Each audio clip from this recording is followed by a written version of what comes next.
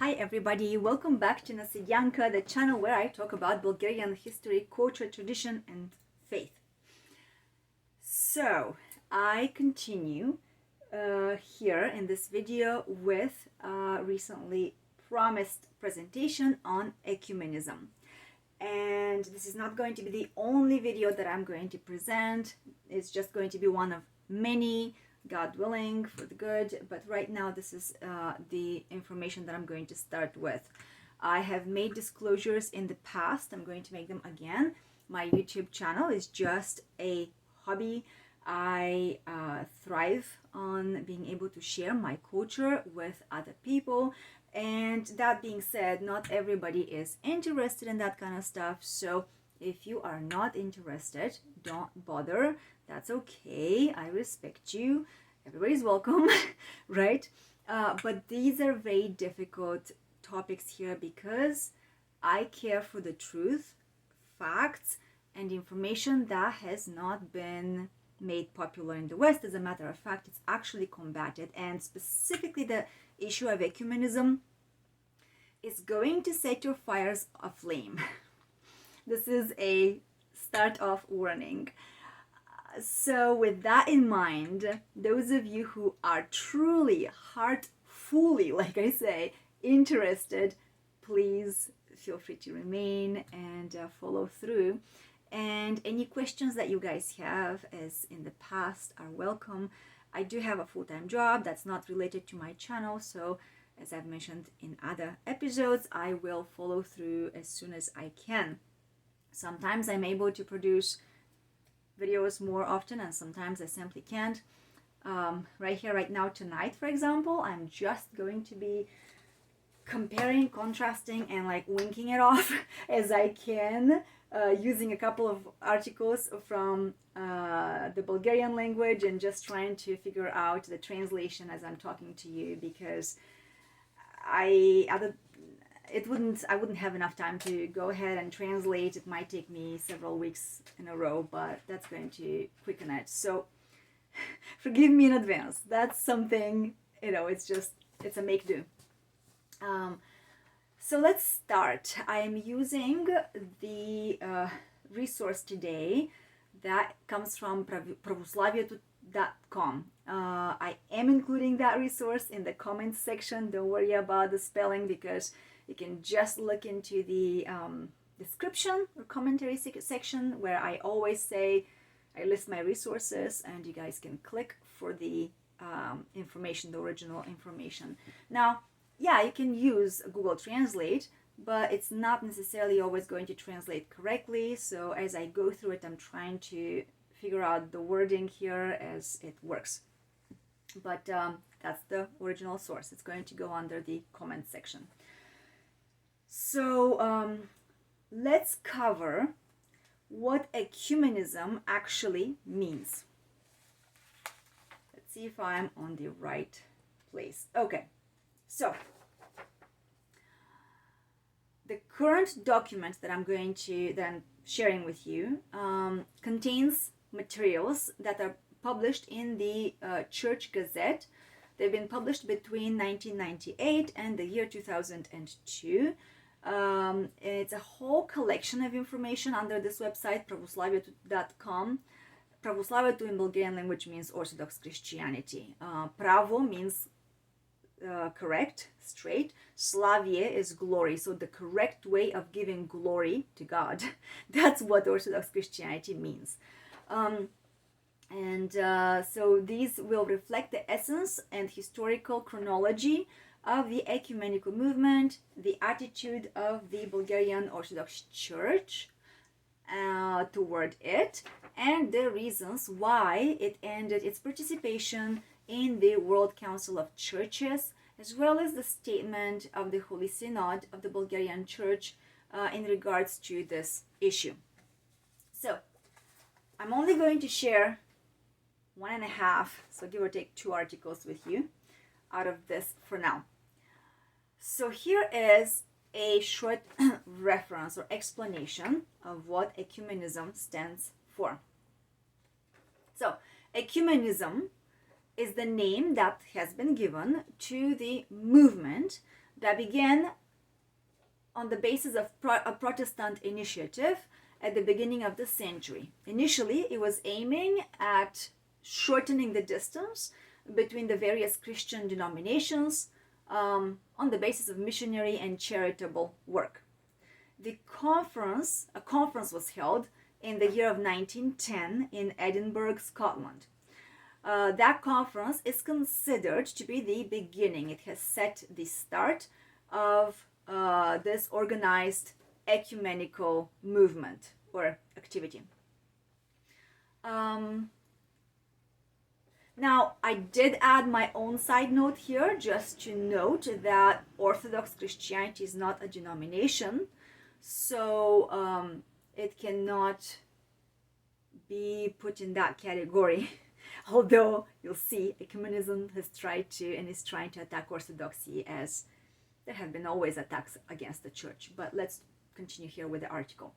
So, returning to the article, it can be said that at that time it was purely Christian endeavor of the Protestant communities. As time went on, however, things gradually changed.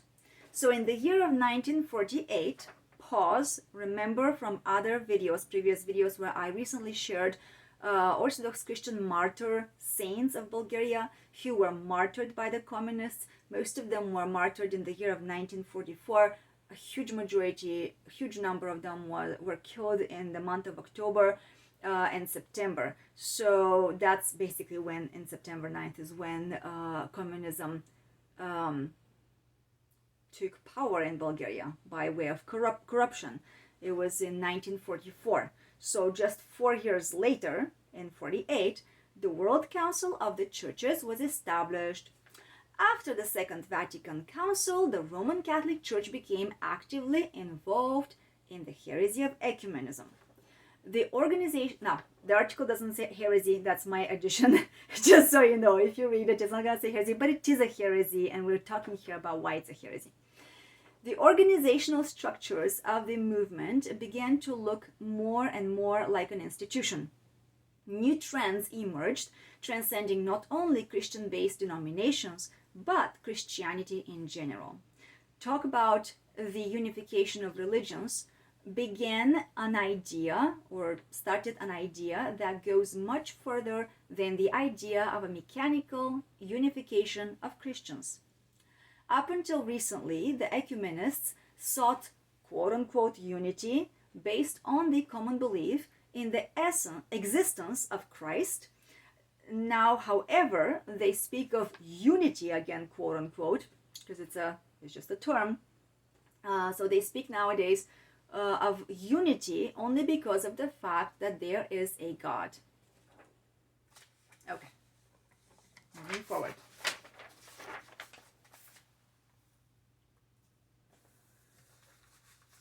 In the meantime, alongside this whole stuff, the establishment of the New World Order, which goes hand in hand with its New World ideology, was progressing. Now, pause, my note here.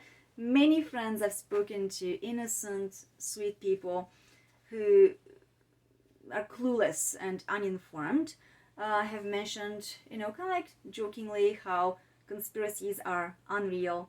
Well, this is one of those things where we in Bulgaria actually hold the factual information about how this particular conspiracy about the New World Order is not a conspiracy, not just a theory, but it's a real thing. And it's not just in Bulgaria, it's in there are documents that are preserved throughout our Orthodox Church. I mean, we have this in chronological order. So, coming back to the article, let's see.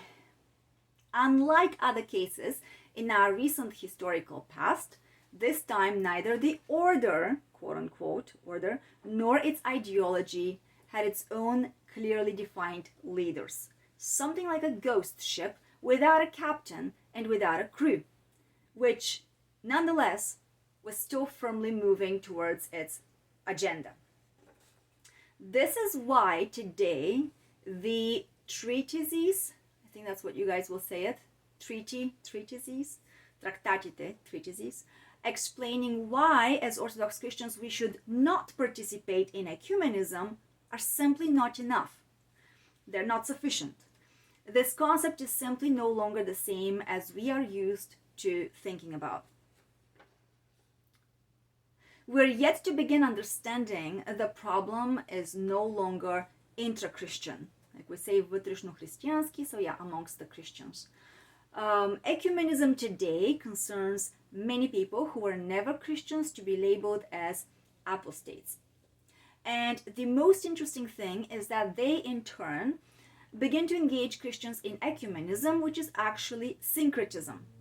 But isn't everything just too foggy? So I made a little note here, just wanted to bring your attention to how that whole thing, in fact, is an act of deception, converting people by means of lie, by means of concealing the full truth. That's coercion, that is deception, right? So that's the fruit, that's the spirit of ecumenism, deception. From a Christian movement, it has already passed through the stage of a world organization and today appears as a major component of the official ideology just mentioned. Okay, so now I'm going to go forward to the next article, which talks about the specter or the phantom of ecumenism, or maybe I should say the translated as the phantom that ecumenism is. So, pulling my resources here. Okay.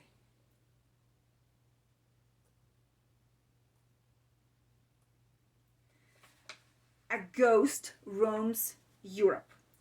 The ghost of ecumenism. This is what this article's opening lines contain.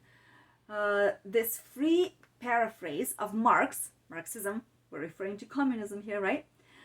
Is not accidental. We can even continue in the same spirit. Christians of all countries unite! !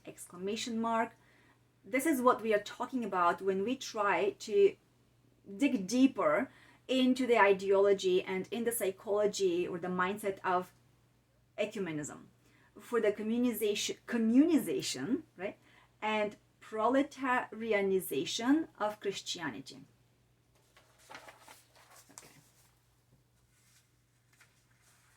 So they explain here that we say communization because we are witnessing how the world tries to reduce spirituality and holiness to just one basic ideology.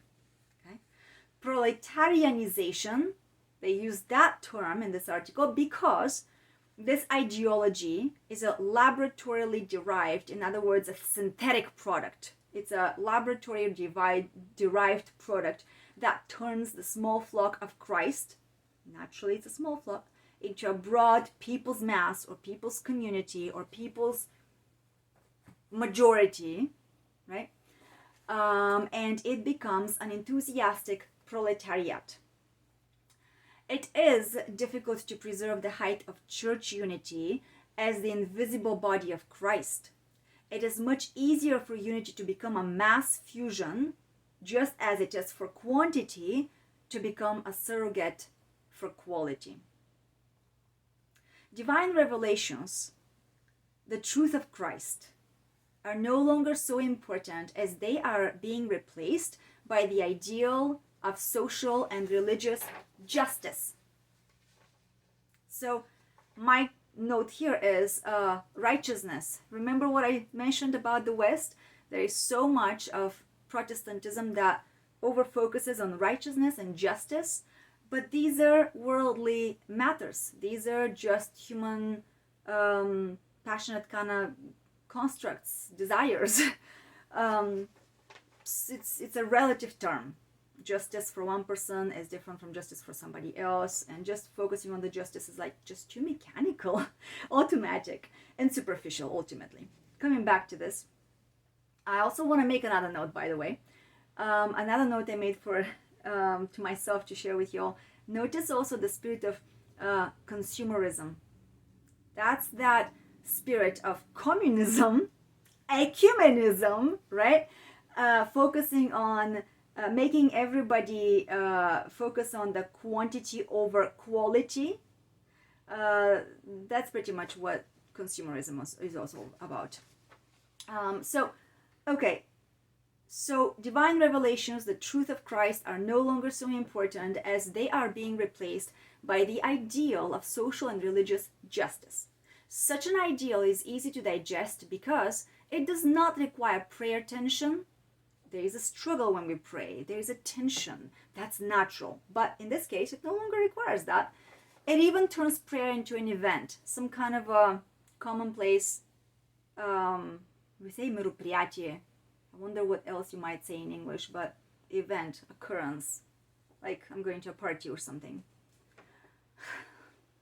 I'm speechless. I get so feisty when I go over those things, but they're so important, right? It's just like, wow, people have no concept of this. I mean, many people, right? Because thankfully there are people who know it clearly and are writing about this, but it's just not popular, not accessible, easily accessible to the majority who are being deceived. Okay, coming back. So, the communist ideology failed to capture the hearts of the people to the desired extent. Depth, quote unquote, was missing. Christ was missing. He proved indispensable. And so, even so, for the atheists. It's not too late to try again, this time via ecumenism. Here, there is Christ. There is religious sentiment. There is richness of the soul. Or at least it's easy to just imagine, fantasize that these things are there. So it's the emphasis, that's my connotation here, my own note. Emphasis here is on the fantasizing, versus facts. So ecumenism is shifting. It's kind of kicking away the facts, pushing away the facts. It doesn't need the facts, but emphasizing on just imagine whatever you want, right? It sounds great and tempting, but there's so much more trouble that comes with that. Okay, coming back to this.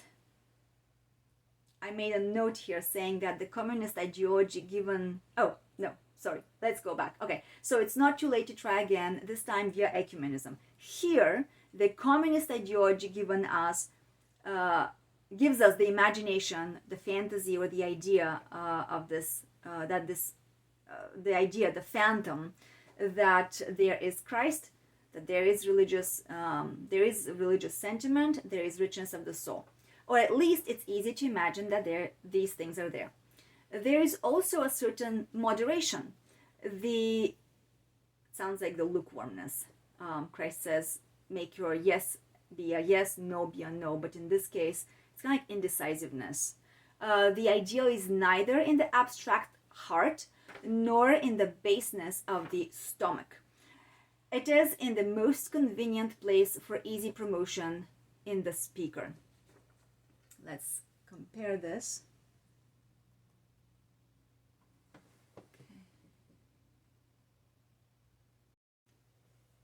Okay, so I just went through this once again, more in depth. So I want to explain what this actually means, because this is one of those deceptive means of automatic translation. What in the Bulgarian language it actually says is, yeah, it is not too late to try again, this time via ecumenism. And this time here, there is Christ. There is a religious sentiment. There is richness in the spirituality, or at least it's easy for us to fantasize, to imagine that those things are there. Okay. Also, in the meantime, there is the presence of up to a certain degree, that moderation. So the ideal is neither in the relative heart nor in the lowness, the basement of our stomach, is what they're using as a metaphor. It is in the most convenient and the easiest place, easiest to popularize place in our speech. So it isn't like, that's why actually I guess it translates as a speaker. So govorni aparat, it's really in our voice. So they're using the voice for false purposes here. Okay. Moving forward. What is lacking, and so far only the Orthodox are interfering with their annoying principles, is a little more quantity or mass, a little more will to unite the general Christian population or the masses. It is enough to simply turn Jesus Christ from the center of the church meeting into an occasion for the gathering of Christians from all countries, quote unquote. It is enough to grow from a mystical ecclesiastical society into a large, constantly functioning Christian conference in which only one thing will be forbidden. Everybody all ears? What's the forbidden thing this time? To talk about the differences between us. So I added a few notes because it's so powerful here. This speaks tons. Yes, in modern days, ecumenism is focusing on terminology that sounds very pleasant. Love each other, accept each other as we are, unite on the basis of our similarities. But that's not truth. That's not reality. The real love will know the real identity of the other person, both the good and the bad, both the easy and the difficult, and everything in between.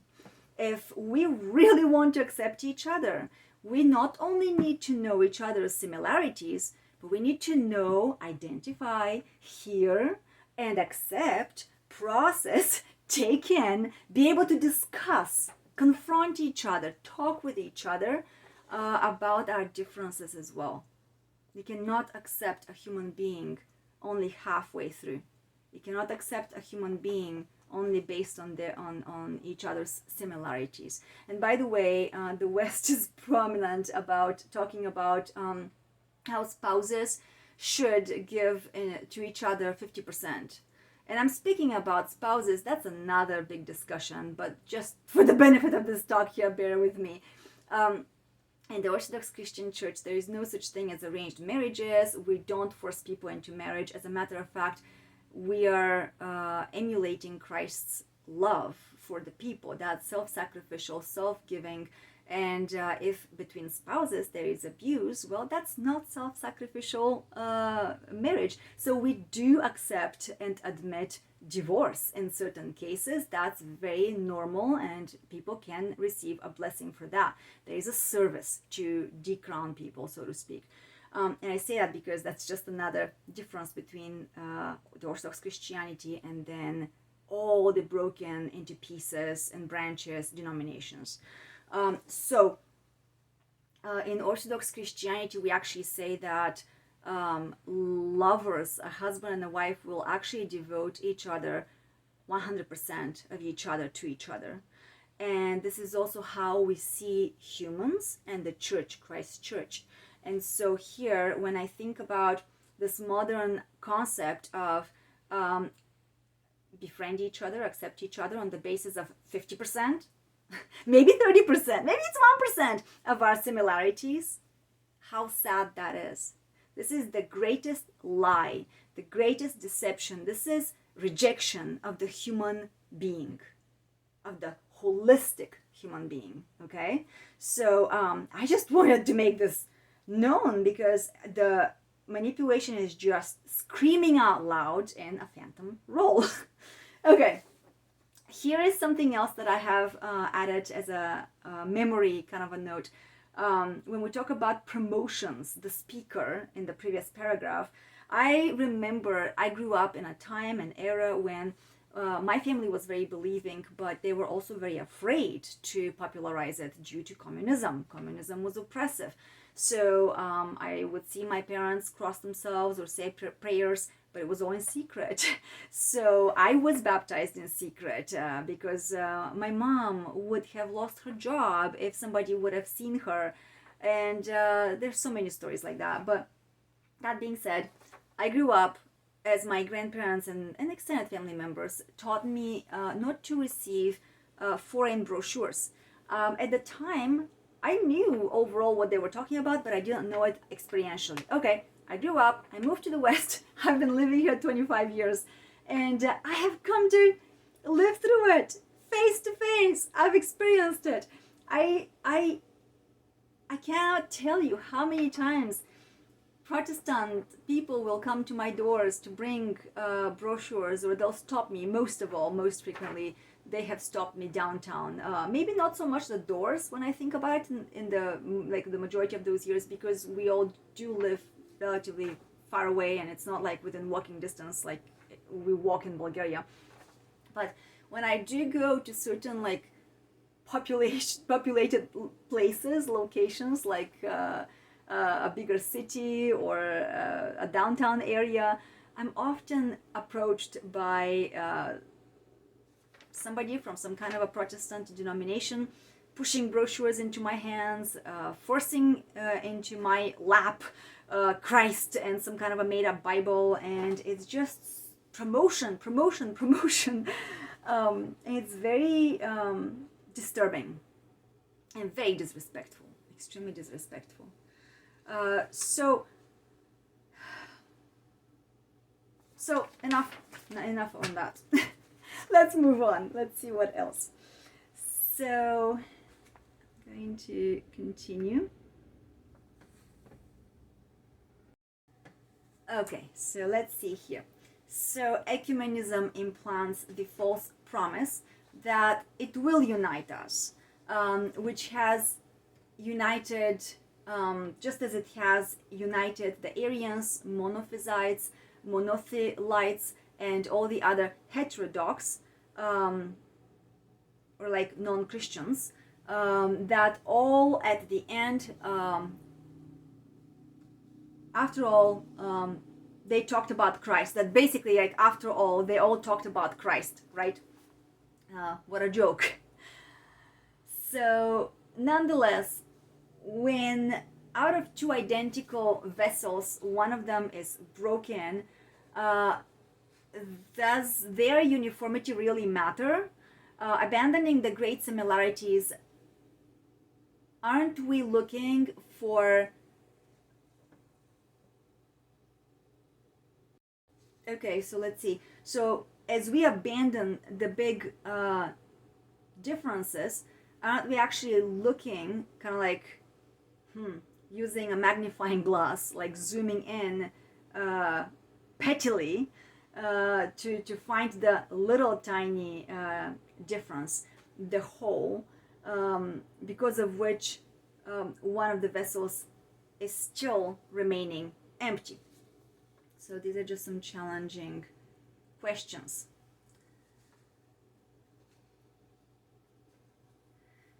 Further in the article, it informs us that in the development of recent history, ecumenism as a phantom has repeatedly changed its appearance.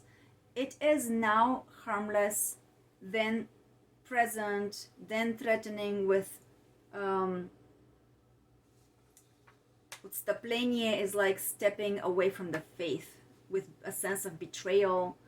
Then it turns impersonal in the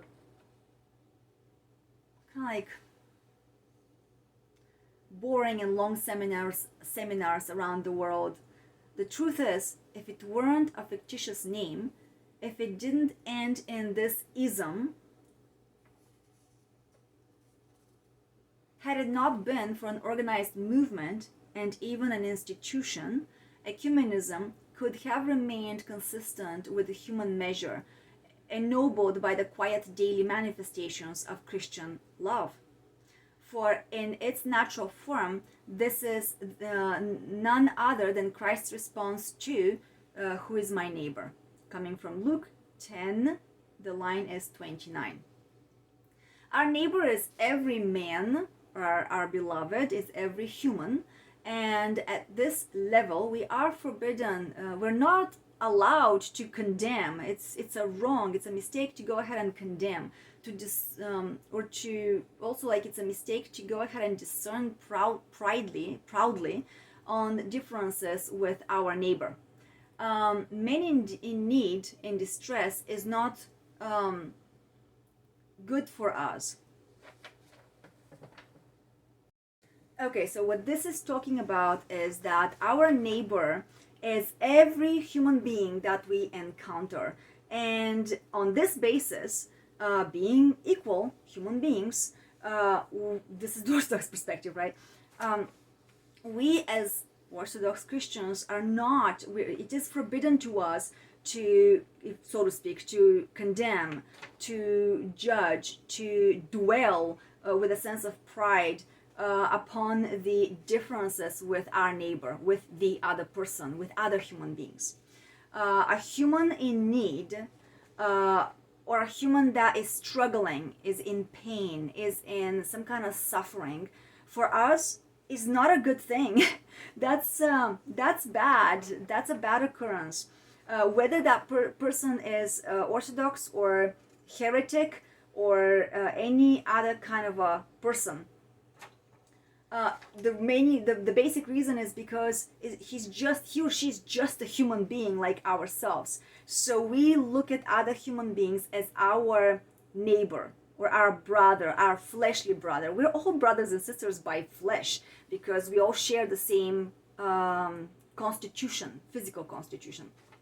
So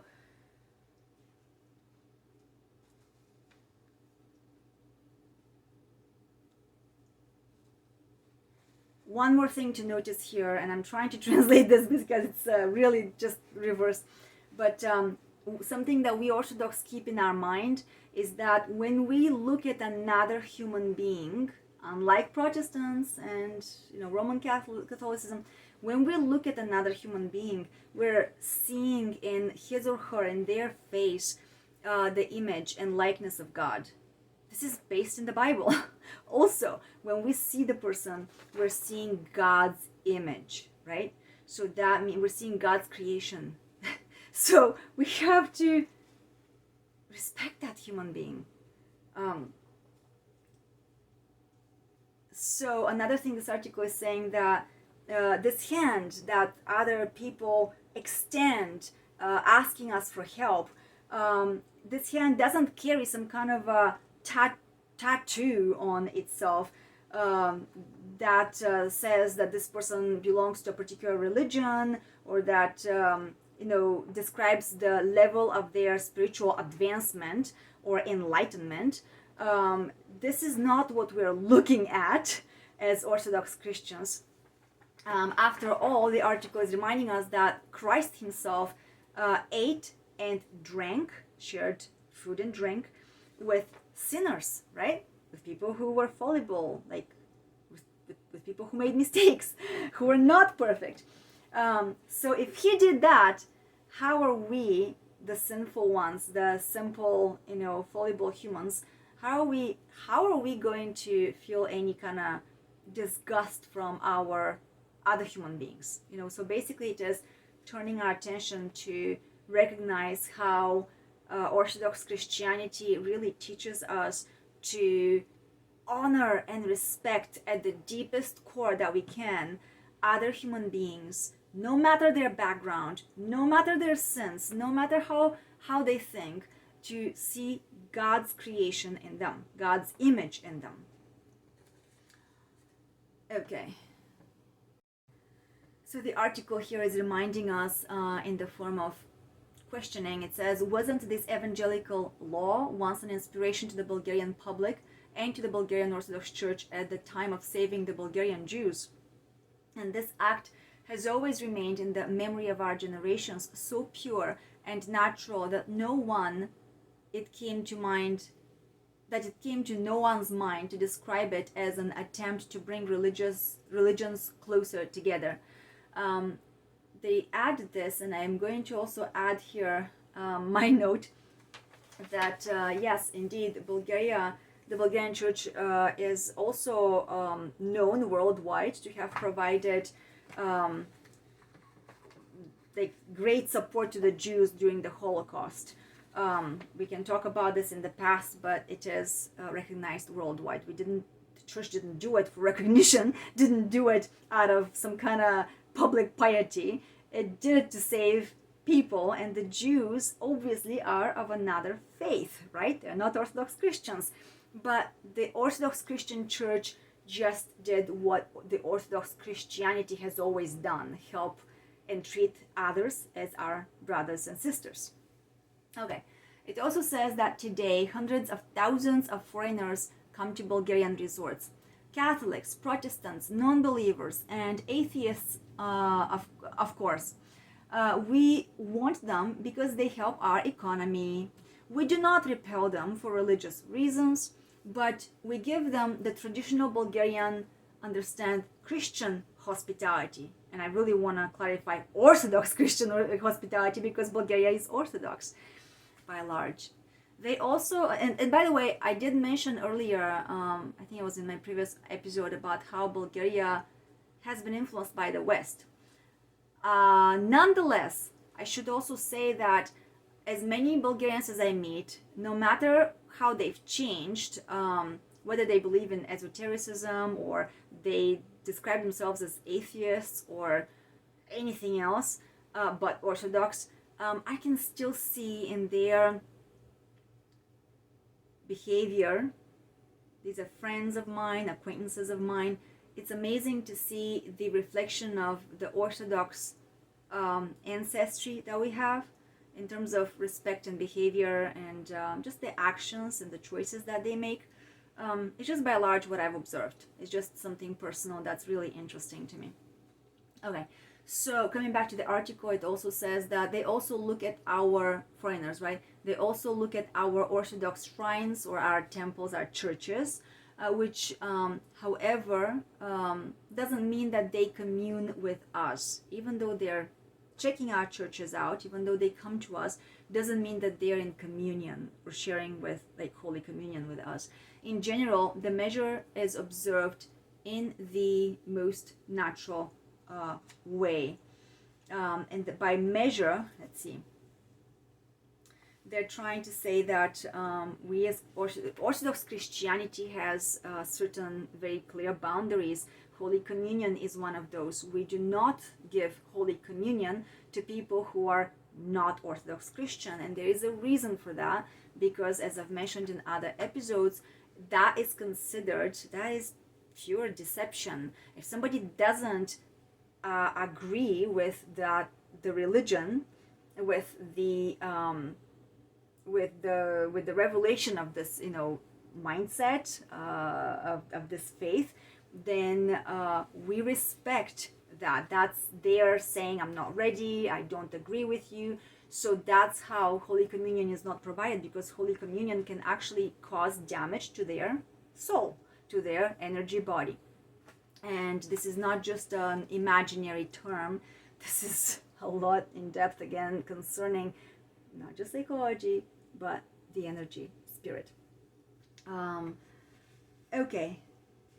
Furthermore, there are many, many more examples, the article says, about from everyday life in support of this quiet, natural, and completely unpopular for the media domestic ecumenism, which is based on Christ's answer to the great question, who is my neighbor? Ecumenism, however, soon after its emergence, began to develop as a Christian ideology, and that's where the problems began. Let's look at that further. So ecumenism exchanges the evangelical example of one's neighbor for another. And this use of the neighbor is incorrectly chosen. It basically is betraying the evangelical example of.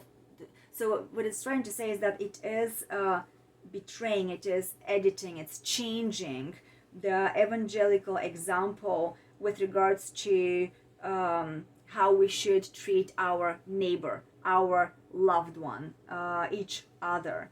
And so ecumenism very incorrectly manipulates this concept.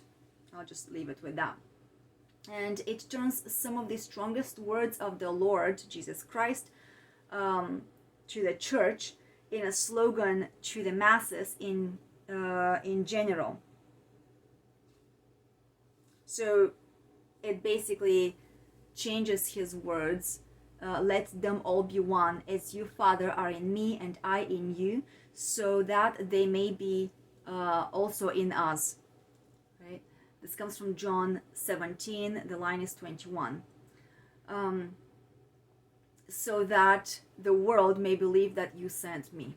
So this is what ecumenism is presenting in a very wrong and manipulative fashion. So you can see how in these holy words we see that Christ makes a distinction between those all who are to be one and the world who are to be one. Who have to, the world that has to come to believe. So let's see. Okay, let me give this once again a chance. So the article says that in these holy words, we see that Christ makes a distinction between all those who are to be one and the world that is yet to believe, but it has not come to believe yet. Christ doesn't say, let them all be one with the world, for then neither they will be one, nor will the world come to believe. And by believing, it really seeing, grasping the whole truth in its fullness. And yeah, belief is necessary because our senses, as I mentioned in a previous episode, are not functioning in a way so that we may see invisible energies.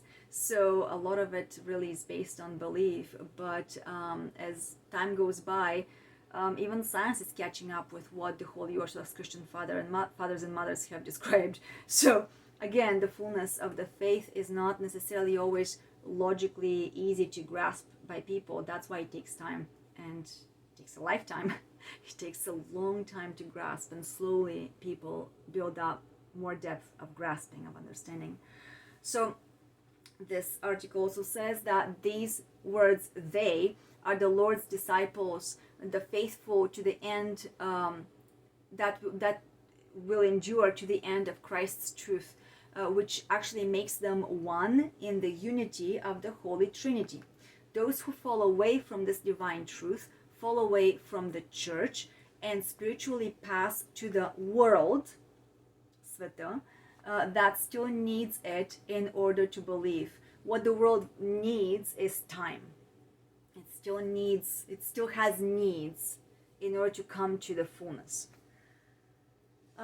We see clearly how Judas, Arius, Nestorius, and many others to this day from Christ's disciples passed to the bottom of the world, the unbelieving and unwilling to believe world. The church has always offered them her help as to neighbors, but the prayer that they may be one is no longer referred to them. It's not addressed to them, for the Lord's truth cannot conform to the human variability or human instability. People change according to their passions and emotions and dysregulation and change of understanding and thinking. So the Lord's truth cannot conform to the human variability or inconsistency that comes along with sin. That's part of the human nature. We are sinful, which in Orthodox terms again means that we make mistakes. We're not perfect. We simply are not capable of knowing the truth, and describing it and thinking about it and talking about it 100%. So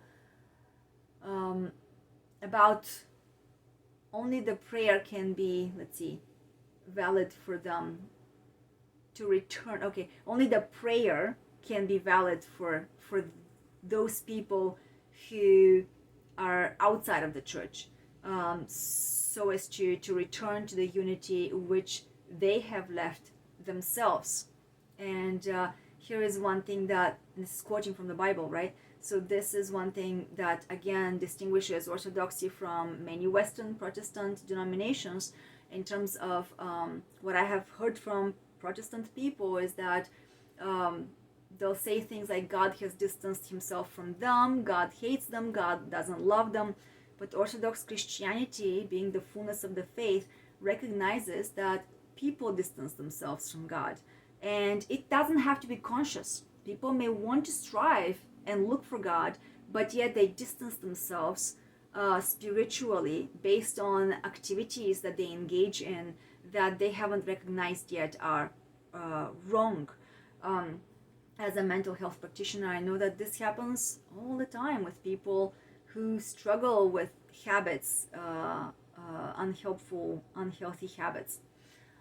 So, moving on. Okay, moving forward. Again, the quote, "Let them all be one," doesn't refer to all Christians and non-Christians being one, because after all have long ago been already one in that form of saying it. All have been one in sin and in falling away from God. So this is not what Christ actually meant. It's not what he said. With his words, and his words should not be speculated, because speculations are just assumptions, and assumptions lead to cognitive distortions. Easy. Ecumenism does not make such distinctions or discernment, so it cannot bring people to the depth of this understanding. It is inherent in ideology that it always serves itself. Therefore, it gives itself the right to assert, to assume, to assert assumptions, I didn't hear my own words, and to lie if they are in the interest of its common cause. Even Christianity itself, when it becomes an ideology, it actually acquires this ideology, this particularity. So to better translate this, it actually is trying to say that even Christianity itself, when people treat it as an ideology, it turns into that wrong, kind of like, I don't know what you call it in English, you guys. It turns into a lie. It also turns into this concept that the spirit that's only serving itself based on its needs, based on its cause, it loses its essence. So, I'm almost there with this translation. So, nonetheless, in its essence, Christianity is not an ideology. Let this be just stated out loud. Christianity is an obedience to God. It's not an ideology, it's an obedience to God. Remember, in the previous episode, I mentioned that even the demons believe. Even the demons have all the knowledge, even way more than our Bible can contain. Because they're the transcendent beings. They are already energetically in eternity. We are not. We have limitations, which actually our human limitations are an opportunity for our salvation, because we don't have the fullest understanding. So this can actually serve to our, how can I say, we're innocent like that, like babies. How can you blame somebody who has no idea what is going on? But somebody who has a fuller understanding and they deny that consciously using their free will, that's different. So the one difference between the demons and one thing that's peculiar about the demons is that they don't obey God. That's what it goes to. So the article is saying that in essence, Christianity is not an ideology, but it is an obedience to God. It does not remain enclosed within human views of truth and righteousness, but it abides always sensitive to the voice and revelation of God. And then it challenges us, but isn't ecumenism really Christianity turned into an ideology? So let's see what the answer to this is. The answer is, this is exactly what we noticed in May of this year. The year when this was published was 2002, when the Pope visited our country, Bulgaria. It was then that it became clear that none other than the politicians have this in mind. They have something in mind, so they've plotted some kind of a, goal. They have a goal. It was repetitively expressed in political reviews and comments that the coming of the Pope is one of the necessary ideological conditions for our accession to NATO and in the European Union. Economic and social inclusion, acceptance may take longer. Let's see. Okay, translating a little better, the economic and social advancements, those could take longer time. But see, at least we have accomplished this task. That's their mindset, right? So we should move forward. We should move ahead, right? Just move on. What a shallow way of talking. But nobody gave a clearer explanation of how exactly those things were related. The ideology, with the political agenda that was imposed upon Bulgaria in relation to Bulgaria entering the European Union and NATO. And it had to do with ecumenical heresy, which actually is the newer version of communism. Okay.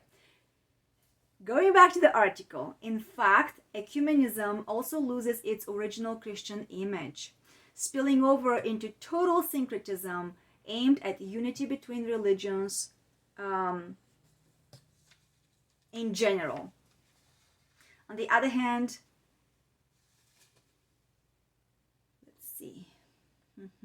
on the other hand, it fits within the world doctrine. Let's see how to translate that. On the other hand, it kind of fits within the frame, the box of what we know is the world doctrine, which has almost become official. I mean, kind of seems like it's pretty official nowadays. So this confuses many people, and it causes dysregulated reactions. The fearful, or those who have little, the fearful are basically afraid, and they, let's see. Okay, to more correctly translate this, what it's trying to say is that people are so confused and they're so afraid nowadays, is that in their fear, some people don't even know, or they kind of like feel cowardish even about shaking hands with the non-believers. They don't even, they can't even like greet each other. So it confuses people. And I think this relates to the whole idea of how, there's been much damage after communism. And so many people are still going through the effects of, impoverished roots. People were not taught what their roots were, what their background, ethnic background was. People were not taught into theology. So people are being vulnerable right now in Bulgaria. And when something like this happens, they're susceptible to manipulation and gaslighting and being taken advantage of. So the article also says that others, so on the one hand we have those who are super afraid to even approach the non-believers or other believers, lest they be, for some kind of an imaginary reason, like lest they fall away from the church. Other people in a way wave flags and they demonstrate their readiness for unification, even if it's necessary to go as far as like uniting with the Islam, Muslim imam, or whatever the religion is. And this article is using this example because obviously Bulgaria was under Islamic rule for 5 centuries, so this is more popular there than maybe it is in America, for example, or in other countries. But nonetheless, it's kind of like ironizing the truth, though, that those people go hooray, God is one, like celebrating the pretense that God is one, when the God of the Orthodox Christian theology is very different, as described in Islam, by Protestant denominations, Roman Catholicism, and other religions too, of course. So in fact, this emotionality comes to replace the balance of the true knowledge of God. So these kind of exclamations, the emotional ravaging, down and hooray, were proletarian cries. They are not present in the apostolic sermon.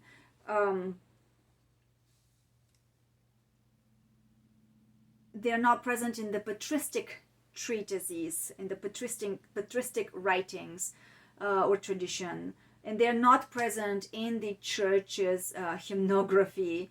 They will always be loan words in the language of Christians, and perhaps they will become increasingly popular in the jargon of Christians.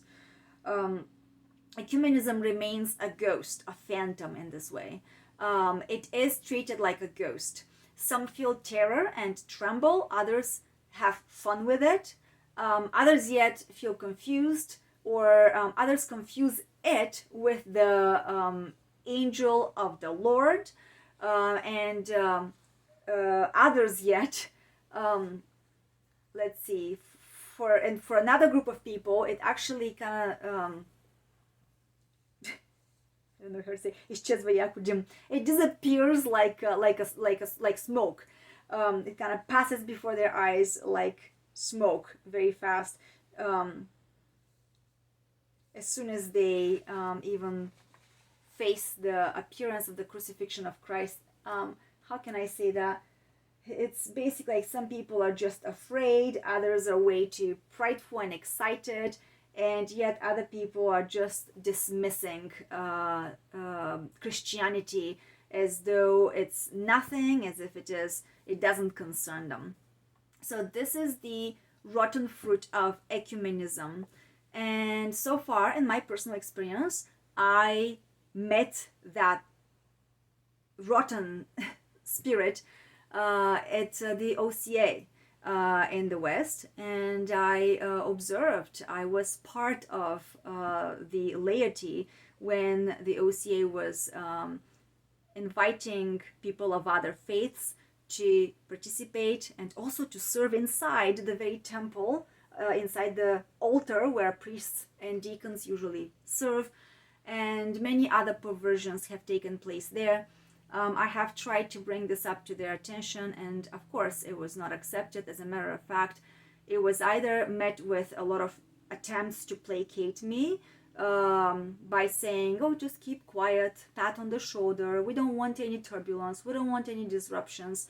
And on the other hand, it was met by certain priests accusing me of being too prideful, of being, heading towards a very unhappy and miserable and sorrowful path. As a matter of fact, the priest gave me a taboo, specifically, as he said, it's a taboo, we're not going to discuss the calendar matter, neither in group nor in person. That involved questions that I had, and the reason I asked those questions was because he invited me to ask the questions, and I had just learned about these things. So my questions concerned the calendar matter, they concerned ecumenism, the heresy of ecumenism. They also concerned the question why in the OCA people were refusing, or were told, they were discouraged from discussing the demons. And also the toll houses. These are topics I will address in the future, just to give you a scratch of an idea the Rila monastery that is in Bulgaria is one of the most popular monasteries, one of many, but one of the most at this point visited, I should say. If you ever get a chance to visit it, you can see that's one of the monasteries where I stayed while I was visiting my home country years ago. But on the wall, on one of the sides, the wall is representing the images, the iconic images of the toll houses, just as Saint Theodora saw them in a vision in her dream. And it's very powerful, it's touching.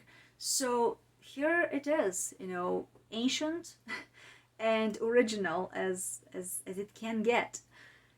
So I know that this article was a little bit of a pain for me because I had not prepared it well enough in advance, but thank you for enduring and giving me your patience.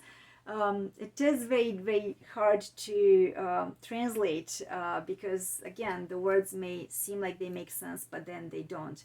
And I when I have the time, I do as much work as I can for this channel, but there are many days when I don't have that time because I still have to be participating in my full-time job, and it takes a lot of energy and time. But with that being said, I hope that this has brought up some enrichment and some food for the soul. I will continue to prepare. I will try to do, a better effort at this so that it can run more smoothly. Really, sometimes it's just a question of I either do it and it is kind of like slower going or I don't do it at all. So that's what happened today. But thank you for your time. Thank you for your support. And if you are interested in more, stay tuned. And I hope the rest of your day goes well. And bye-bye.